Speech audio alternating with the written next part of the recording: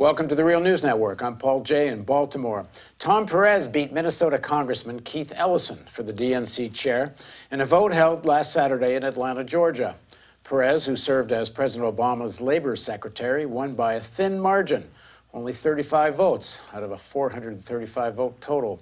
Following his victory, Perez appointed Ellison as deputy DNC chair, though according to The Intercept, this is not an official position in the party's bylaws. Perez was an outspoken supporter for Clinton during the primaries, while Ellison was a vocal backer of Sanders. The race came to signify the conflict between the establishment and progressive wings of the Democratic Party. During the campaign, Perez was criticized for representing the faction of the party that's unwilling to break with its Wall Street alliance, while Ellison was hit by a smear campaign spearheaded by Democratic Party donor Haim Saban. Now joining us from Cleveland to discuss all of this is Nina Turner. She's a former Ohio State senator. She's a college professor, a public speaker, a frequent media commentator, and author, and was a national surrogate for Senator Bernie Sanders during the 2016 Democratic presidential primary. Thanks very much for joining us, Senator Turner. Thank you. Always a pleasure. So tell us what the atmosphere was like. You were there voting. You were there on Saturday. What was the mood? Yeah, it was. It was electric. I mean, especially for those who were supporting Congressman Ellison. I mean, he had chants going on, people from all walks of life.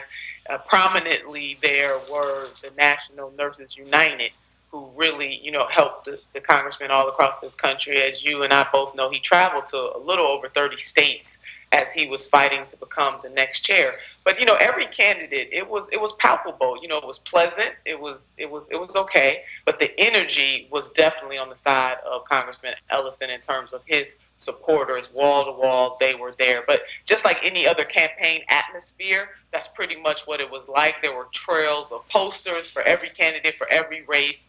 I mean, as someone that had a vote on the DNC, you could not walk a few steps without seeing someone's campaign literature. So campaign mood and mode was in full effect. Right.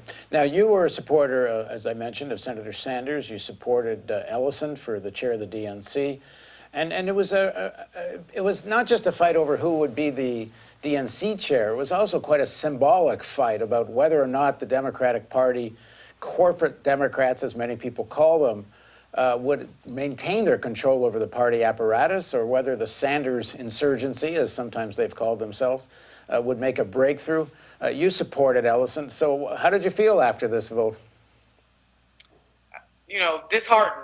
And not because, Secretary Perez is a bad person. That's not the issue here. It really is about the direction of the Democratic Party.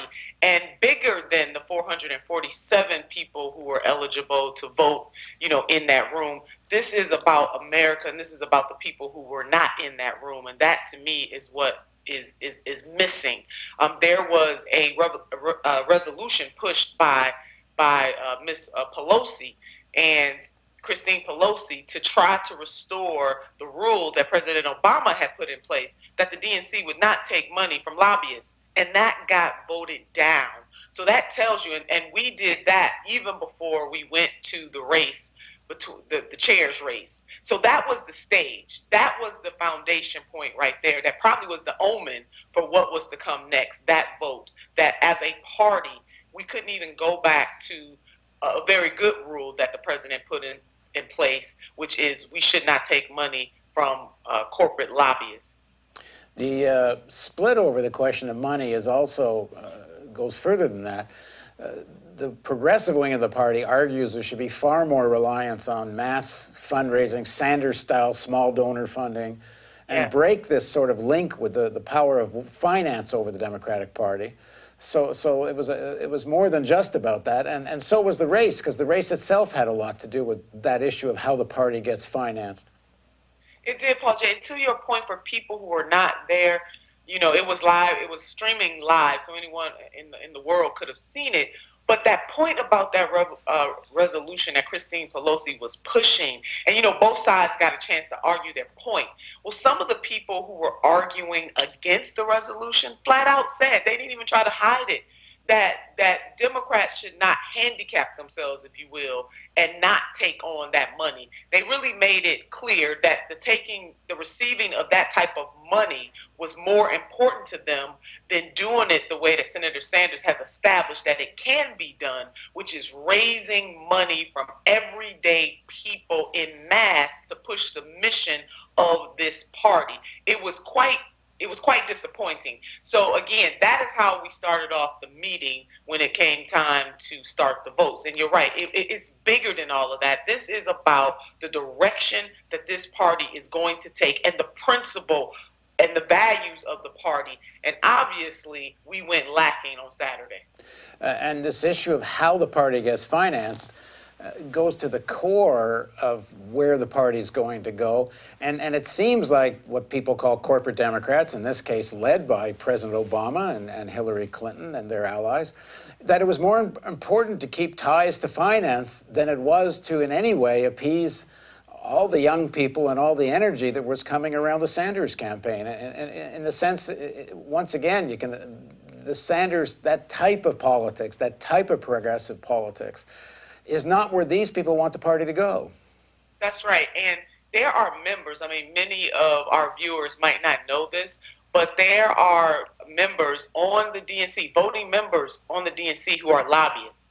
There are someone who actually works for Goldman Sachs is a voting member on the DNC. So I want that to be clear, that this party decided on Saturday which side that they stand on. And it is obviously not the side of the everyday person in this country who is really depending on the Democratic Party to stand up for the people. We had the power to do something differently there, not just in terms of the selection of chair. Again, I have nothing against Secretary Perez, but they didn't even want to do that in terms of how we raise money to forward the mission and to not have the willingness and the faith to trust that we would be able to raise millions upon millions of dollars from everyday people in this country is a little disturbing. As somebody said to me, conservatives in this country have a party and a half.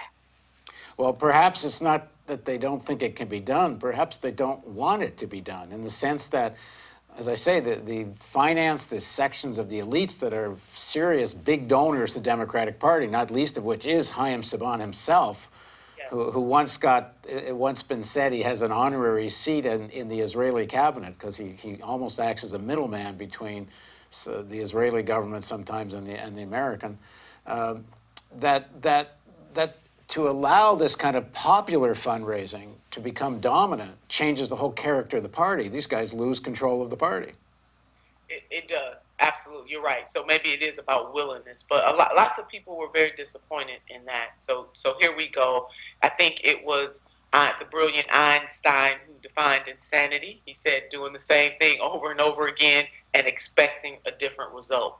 And what the Democratic Party did on Saturday, through and through, is a symbol that we just don't get it. Now, is it primarily a symbol? How much practical consequence will it have? For example, the next big fight, and it's already started, is down to precinct level captains at every level of the Democratic Party structure. There's a fight taking place right now, whether it's going to be the pro-Sanders section of the party or the corporate Democrat section of the party that controls status institutions right down to city level. That fight's taking place now. Who's chair of the DNC have much effect on the outcome of that kind of fight? In some ways, but let me, on the local level, progressives still have more than a fighting chance. And we saw that, Paul, in California, where a lot of Bernie-crats took over, won chairmanships and also precinct committee spaces within their county parties. So we should not give up hope on those fronts because they can still make a difference. I think that is our last line of defense. But in terms of nationally, who the chair is determine who gets the contracts, whether or not it's diverse. As you know, one of the downside, or one of the negative things about the Democratic Party over the years is that it's contracting out from people who print the paper to people who get the commercial contracts or the radio contracts. They have not been very diverse, i.e., African Americans and other people of color in terms of who gets the opportunity to be able to work professionally as a consultant for the Democratic Party. It does not represent the percentage in terms of how people vote, particularly the African American community, who time and time again always gives over 90% of its votes to the Democratic Party. It is not reflected in who they hire, both as staffers, but also who they hire as consultants. So if we in fact really care about diversity, not just phenotype diversity or gender diversity, but also diversity of ideas, the person that leads the Democratic Party has a lot to say, has a lot of sway. And so a lot of consultants will benefit from keeping the status quo. Now, a lot of people in the Democratic Party are very actively beginning or already in the midst of getting ready for the congressional races in 2018. And there's a division. You can see it on the Saturday at the DNC at the vote, and there's a division in the party. Do people focus, and I'm talking about progressive people, focus on primarying right-wing corporate Democrats as the 2018 election draws closer? Or is there just unite the party, which is what was called for by Tom Perez? In other words, don't fight right-wing Democrats, one would think unite the party means. In other words, don't have this primary fight. Just focus on Trump and elect any Democrat you can. In other words, the character of the party doesn't get changed or challenged. I don't think the grassroots are going to go for that, Paul J. They are crying out. That is the reason why we have Mr. Trump in, as president right now, is because the Democrats just did not get it. So I don't think that, as some of my folks from the country say, that dog don't hunt. I don't think that is going to be the ultimate motivating factor in terms of the Democrats winning back the people that we lost in 2016. And I'm talking about people who voted for President Obama both times, and also folks who are solidly Democrat, but just didn't see any reason to come out to vote in 2016 because the Democrats are not speaking to their issues. So being totally anti-President Trump did not work in 2016 when he was Mr. Trump, and it is not going to work this year or next year or into the future. The Democrats are going to have to push a vision that says to everyday people in this country that we believe in you, and we will push policies that will give you that opportunity to live out your greatest greatness. And that symbol comes first by way of the types of people that we elect to office and what they do once they get there. So no, any Democrat will not do in this environment. And organizations like the Justice Democrats and other progressive grassroots organizations that are sprouting up all over this country have already vowed to take the fight to corporatist Democrats, and I think they should do just that. All right, thanks very much for joining us, Senator Turner. Thank you. And thank you for joining us on the Real News Network.